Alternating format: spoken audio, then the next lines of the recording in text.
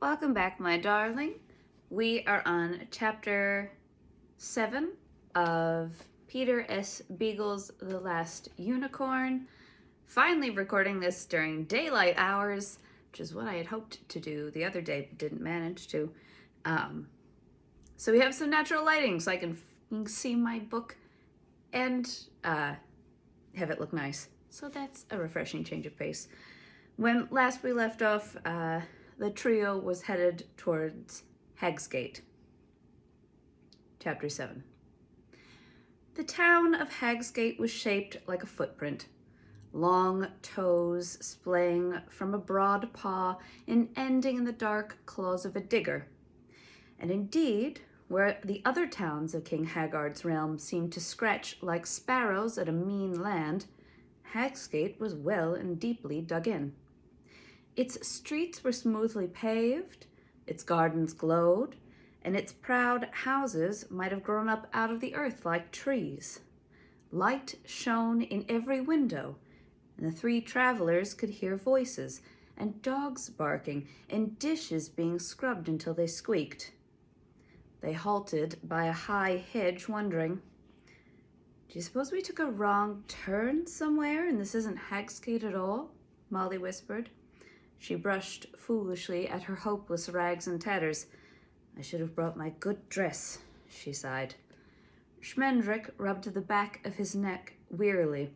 "It's Hagsgate," he answered her. "It must be Hagsgate. Yet there's no smell of sorcery, no air of black magic. But why the legends, then? Why the fables and fairy tales? Very confusing, especially when you have had half a turnip for dinner." The unicorn said nothing.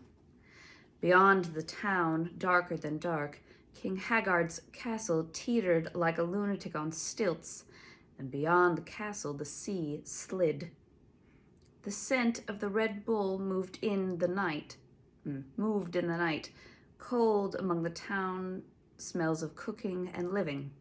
Schmendrick said, "The good people must all be indoors, counting their blessings. I'll hail them." He stepped forward and threw back his cloak, but he'd not yet opened his mouth when a hard voice said out of the air, "Save your breath, stranger, while you have it." 4 men sprang from behind the hedge. 2 of them set their swords at Schmendrick's throat, while another guarded Molly with a pair of pistols. The 4th approached the unicorn to seize her mane, but she reared up, shining fiercely, and he jumped away. "Your name?" The man who had first spoken demanded of Schmendrick. He was middle-aged or more, as they all were, and dressed in fine, dull clothing. "Gick," said the magician, because of the swords. "Gick," mused the man with the pistols, "an alien name." "Naturally," the first man said, "all names are alien in Hagsgate. Welcome, Mr. Gick," he went on, lowering his sword slightly to the point where Schmendrick's collarbones converged. "If you and Mrs. Gick would kindly tell us what brings you skulking here." Schmendrick found his voice at last. "I hardly know the woman," he roared. "My name is Schmendrick the magician, and I am hungry and tired and unpleasant. Put those things away or you'll each have a scorpion by the wrong end." The 4 men looked at one another. "A magician," said the first man. "The very thing." 2 of the others nodded, but the man who had tried to capture the unicorn grumbled. "Anyone can say he's a magician these days. The old standards are gone. The old values have been abandoned. Besides, a real magician has a beard." "Well, if he isn't a magician," the first man said lightly, "he'll wish he were soon enough." He sheathed his sword and bowed to Schmendrick and Molly. "I am Drin," he said, "and it is possibly a pleasure to welcome you to Hagsgate. You spoke of being hungry, I believe. That's easily remedied, and then perhaps you'll do us a good turn in your professional capacity. Come with me." Grown suddenly gracious and apologetic, he led them towards the lighted inn, where the 3 other men followed closely behind. More townsfolk came running up now, streaming eagerly from their houses with their own dinners half-eaten and their tea left steaming. so that by the time Schmendrick and Molly were seated, there were nearly 100 people wedged together on the inn's long benches, jamming into doorways and falling through windows. The unicorn, unnoticed, paced slowly after, a white mare with strange eyes. The man named Drin sat at the same table with Schmendrick and Molly, and chatted as they ate, filling their glasses with a furry black wine. Molly Grew drank very little.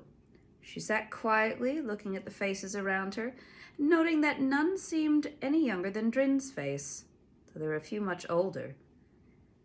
There was a way in which all the Hagsgate faces were very much alike, and she could not find it. "And now," Drin said when the meal was over, "now you must permit me to explain why we greeted you so uncivilly." "Psst, no need," Schmendrick chuckled. The wine had made him chuckly and easy, and had brightened his green eyes to gold. What I want to know is the reason for the rumors that have Hagsgate full of ghouls and werewolves. Most absurd thing I've ever heard of." Drin smiled. He was a naughty man with a turtle's hard, empty jaws. "It's the same thing," he said. "Listen, the town of Hagsgate is under a curse." The room was suddenly very still, and then the beery faces of the townsfolk... And in the beery light, the faces of the townsfolk looked as tight and pale as cheese. Schmendrick laughed again. "A blessing, you mean? In this bony kingdom of old haggards, you are like another land entirely. A spring, an oasis. I agree with you that there's an enchantment here, but I'll drink to it." Drin stopped him as he raised his glass. "Not that toast, my friend. You drink to the woe 50 years old? It is that long since our sorrow fell, when King Haggard built his castle by the sea. When a witch built it, I think." Schmendrick wagged a finger at him. "Credit where it's due, after all." "Ah, you know the story, then," Drin said. "Then you must also know that Haggard refused to pay the witch when her task was completed." The magician nodded. "Aye, and she cursed him for his greed. Cursed the castle, rather. But what had that to do with Hagsgate? The town had done the witch no wrong." "No," Drin replied, "but neither had it done her any good. She could not unmake the castle, or would not, for she fancied herself an artistic sort, and boasted that her work was years ahead of its time. Anyway, she came to the elders of Hagsgate and demanded they force Haggard to pay her what was due. 'Look at me and see yourselves,' she rasped. 'It is the true test of a town or of a king. A lord who cheats an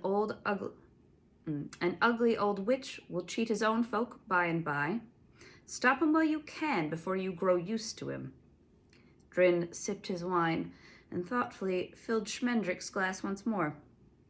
"Haggard paid her no money," he went on, "and Hagsgate, alas, paid her no heed.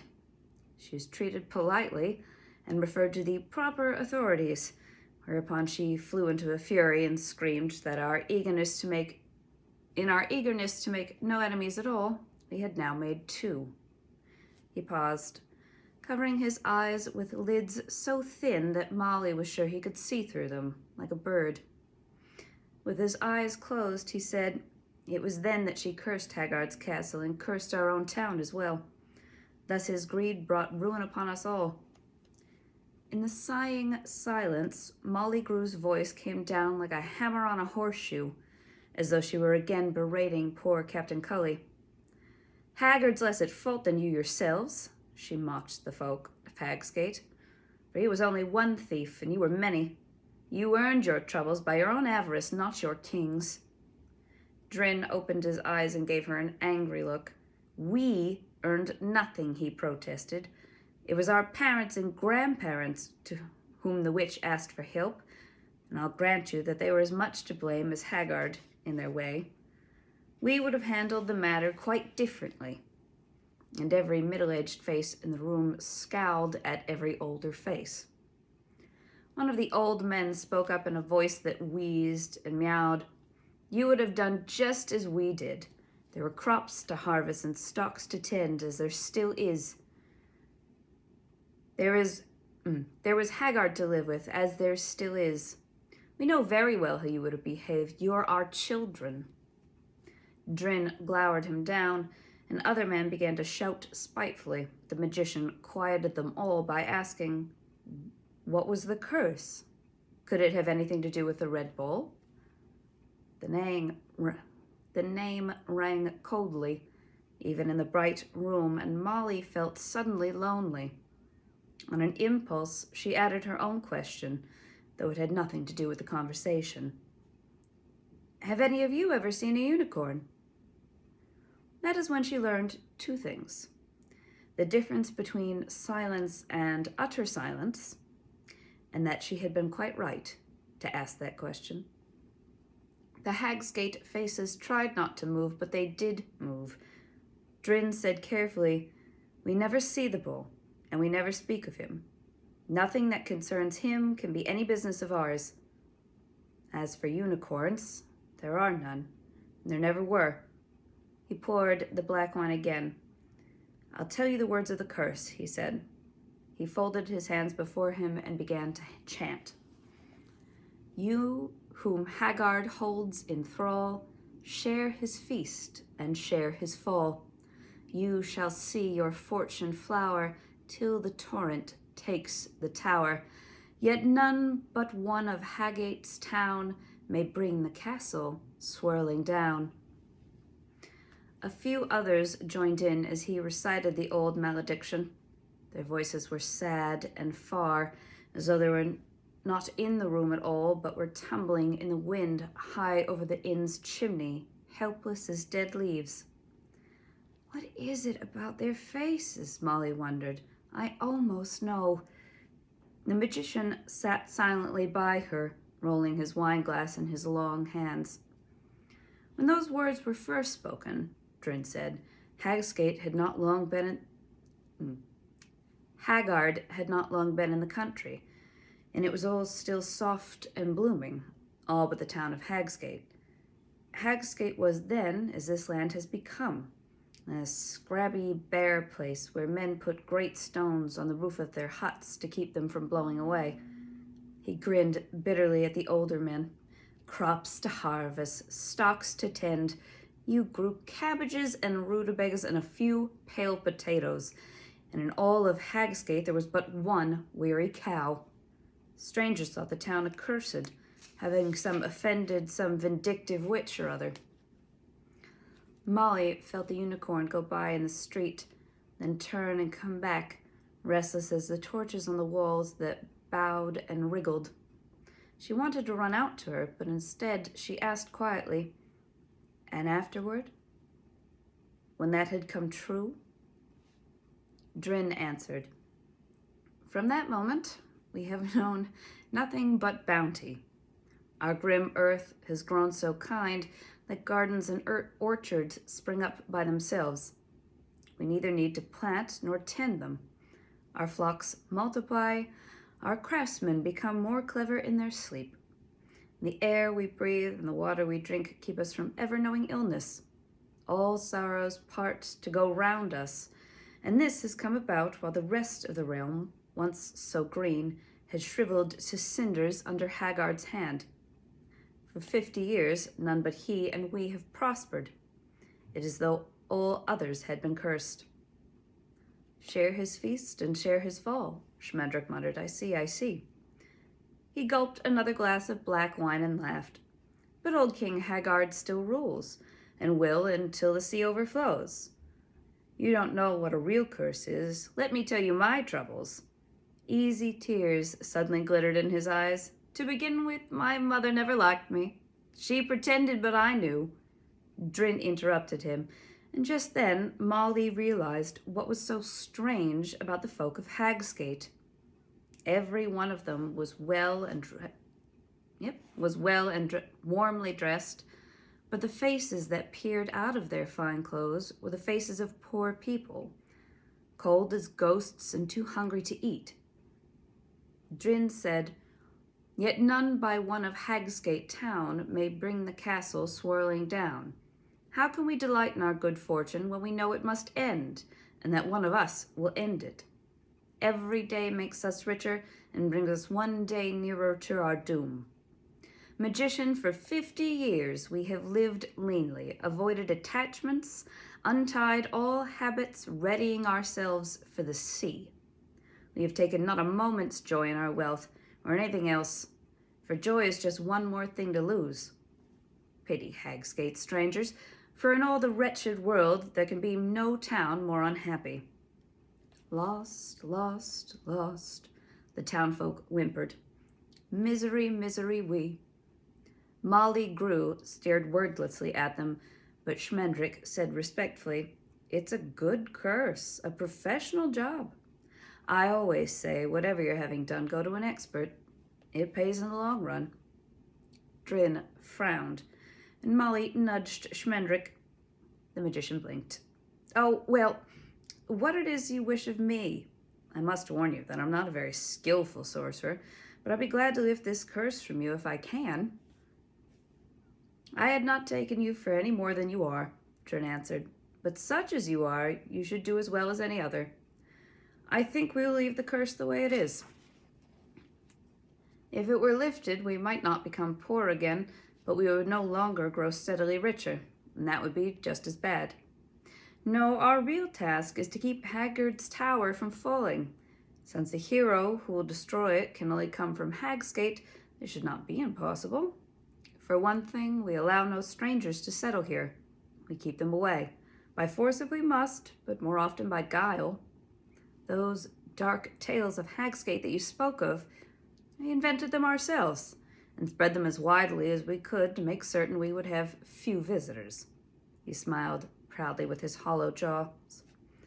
Schmendrick propped his chin up on his knuckles and regarded Drin with a sagging smile. What about your own children? He asked. How can you keep one of them from growing up to fulfill the curse? He looked around the inn, sleepily studying every wrinkled face that looked back at him. Come to think of it, he said slowly. Are there no young people in this town? How early do you send children to bed in Hagsgate? No one answered him. Molly could hear blood creaking in ears and eyes and skin twitching like water plucked by the wind. Then Drin said, We have no children.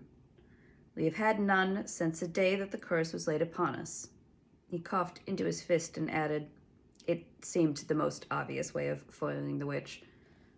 Schmendrick threw back his head and laughed without making a sound. Laughed to make the torches dance. Molly realized that the magician was quite drunk.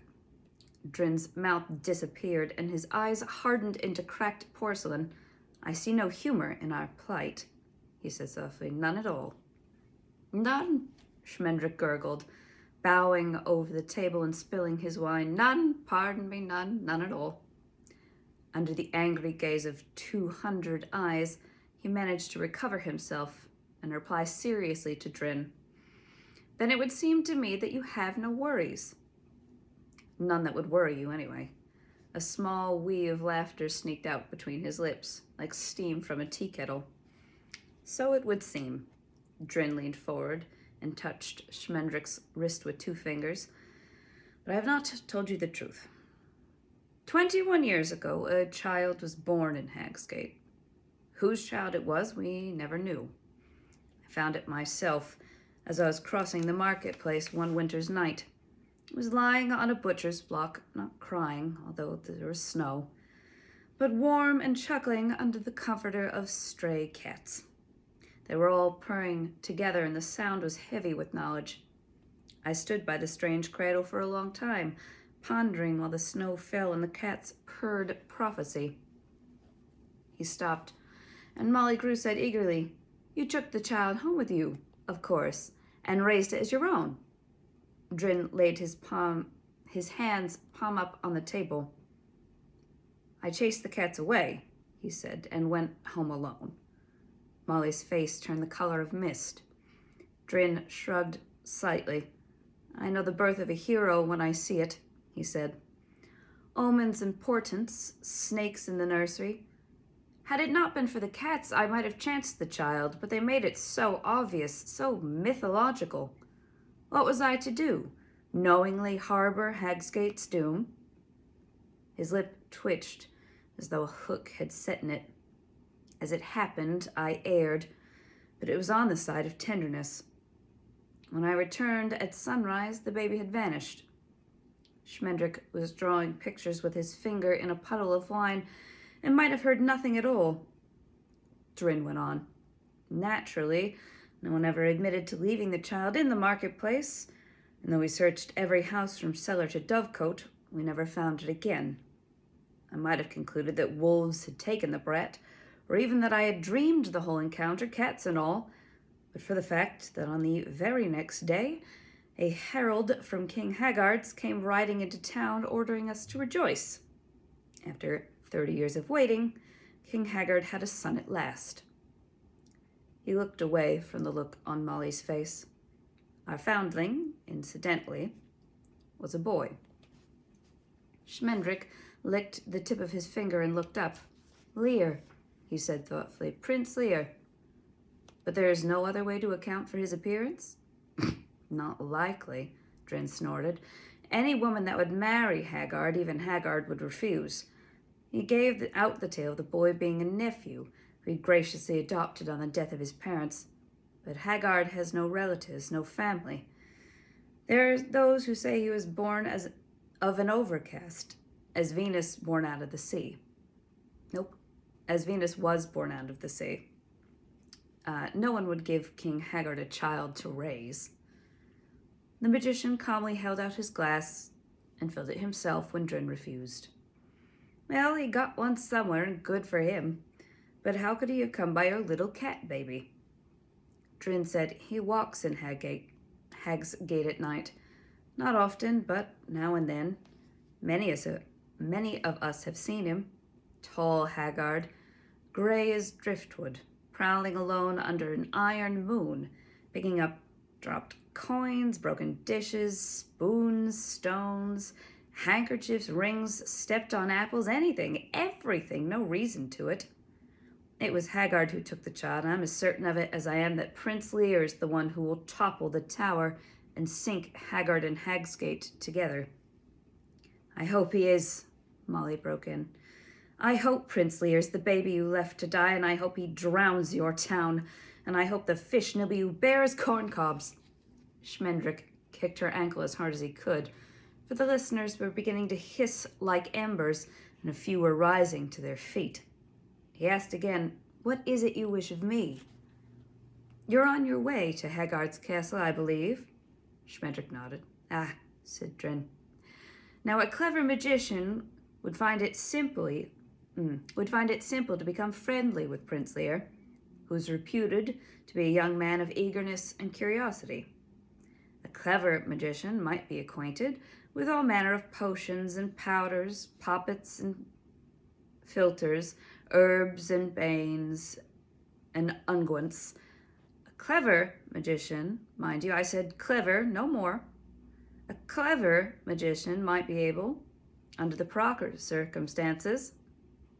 He let the rest drift away unspoken, but no less said. For a meal? Schmendrick stood up, knocking his chair over. He leaned on the table with both hands, breathing harshly. Is that the going rate these days? Dinner and wine for the price of a poisoned prince? You'll have to do better than that, friend Drin. I wouldn't do in a chimney sweep for such a fee. Molly Grew gripped his arm, crying, What are you saying? The magician shook her hand away, but at the same time he lowered one eyelid in a slow wink. Drin leaned back in his chair, smiling. I never haggle with a professional, he said. 25 pieces of gold. They haggled for half an hour, Schmendrick demanding 100 pieces of gold, Drin refusing to offer more than 40, and at last they settled at 70. Half to be paid then, and half upon Schmendrick's successful return. Drin counted out the money on the spot from a leather pouch at his belt. You'll spend the night in Hagsgate, of course, he said. I'd be pleased to put you up myself. But the magician shook his head. I think not. We'll go on to the castle since we're so near it now. The sooner there, the sooner back, eh? And he grinned a crafty and conspiratorial grin. Haggard's castle is always dangerous, Drin warned, but it is never more dangerous than at night. They say that about Hag's Gate, too, Schmendrick replied. You mustn't believe everything you hear, Drin. He walked to the door of the inn, and Molly followed him. And there he turned and beamed at the folk of Hag's Gate, hunched in their finery. I would like to leave you all with this last thought, he told them. The most professional curse ever snarled or croaked or thundered can have no effect on a pure heart. Good night. Outside, the night lay coiled in the street, cobra cold and scaled with stars. There was no moon. Schmendrick stepped out boldly, chuckling to himself and jiggling his gold coins. Jingling. Not jiggling, jingling. His gold coins. Without looking at Molly, he said, suckers. To assume so lightly that all magicians dabble in death. Now, if they'd wanted me to lift the curse, that I might have done for no more than the meal. I might have done it for a single glass of wine. I'm glad you didn't, Molly said savagely. They deserve their fate. They deserve worse. To leave a child out in the snow. Well, if they hadn't, he couldn't have grown up to be a prince. Haven't you ever been in a fairy tale before? The magician's voice was kind and drunken, and his eyes were as bright as his new money. The hero has to make the prophecy come true, and the villain is the one who has to stop him. Though in another kind of story, it's more often the other way around. And a hero has to be in trouble from the moment of his birth, or he's not a real hero. It's a great relief to find out about Prince Lear. I've been waiting for this tale to turn up a leading man. The unicorn was there as a star is suddenly there, moving a little way ahead of them, sail in the dark. Molly said, if Lear's the hero, what is she? That's different. Haggard and Lear and Drin and you and I, we're in a fairy tale and must go where it goes. But she's real. She is real. Schmendrick yawned and hiccuped and shivered all at once. You better hurry, he said. Perhaps we should have stayed the night, but old Drin makes me nervous. I'm sure I deceived him completely, but all the same. It seemed to Molly, dreaming and waking as she walked, that Hag's Gate was stretching itself like a paw to hold the three of them back, curling around them and batting them gently back and forth, so that they trod over their own tracks over and over. In 100 years, they reached the last house, and at the end of the town, in another 50 years, they had blundered through damp... All right, let's try it again. Hold on.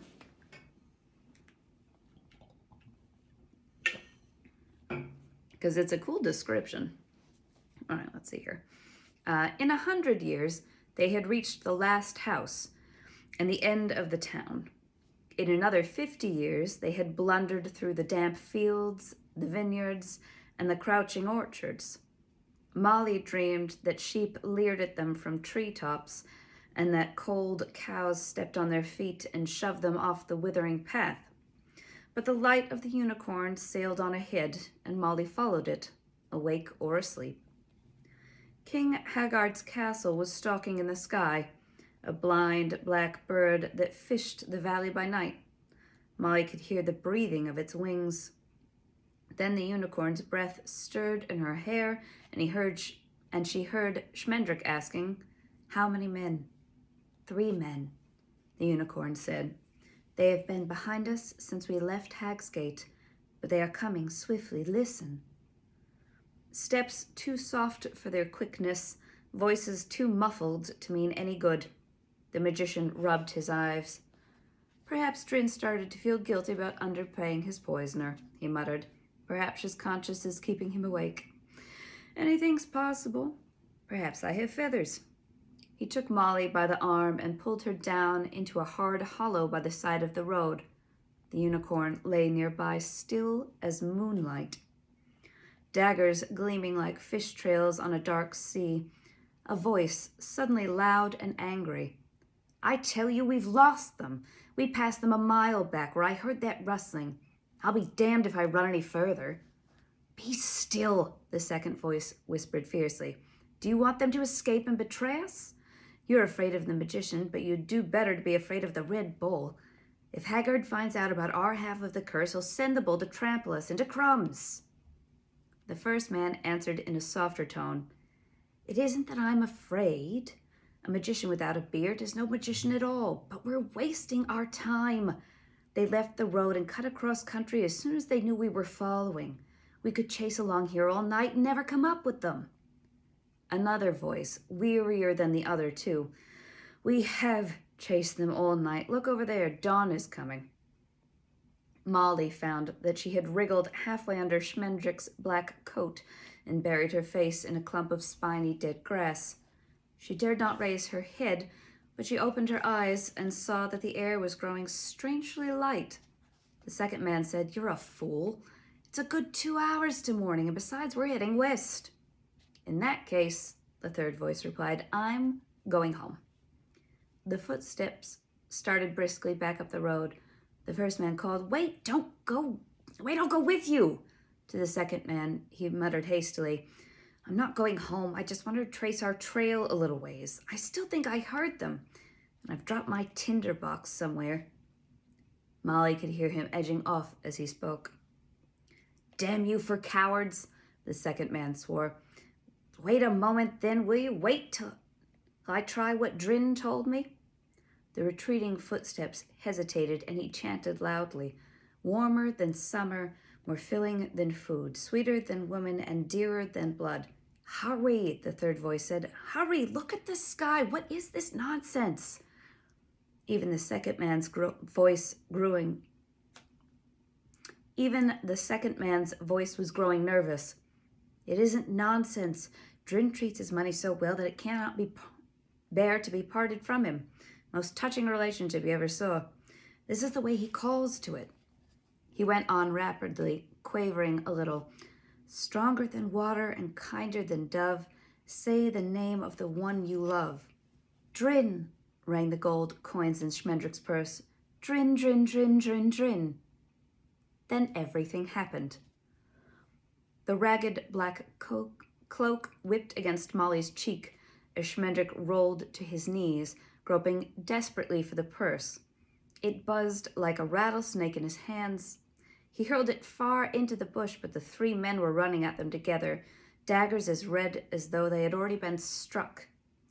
Beyond King Haggard's castle, a burning brightness was rising, breaking into the night like a great shoulder. The magician stood erect, menacing the attackers with demons, metamorphoses, paralyzing ailments, and secret judo holds. Molly picked up a rock. With old, gay, terrible cry of ruin, the unicorn reared out of her hiding place. Her hooves came slashing down like a rain of razors. Her mane raged, and on her forehead she wore a plume of lightning. The three assassins dropped their daggers and hid their faces, and even Molly Grew and Schmendrick cowered before her. But the unicorn saw none of them. Mad, dancing, sea-white, she bellowed her challenge again. And the brightness answered her with a bellow like the sound of ice breaking up in the spring. Drin's men fled, stumbling and shrieking. King Haggard's castle was on fire, tossing wildly in a sudden cold wind. Molly said aloud, But it has to be the sea. It's supposed to be. She thought that she could see a window, as far away as it was, and a gray face. Then the Red Bull came. And that is the end of that chapter.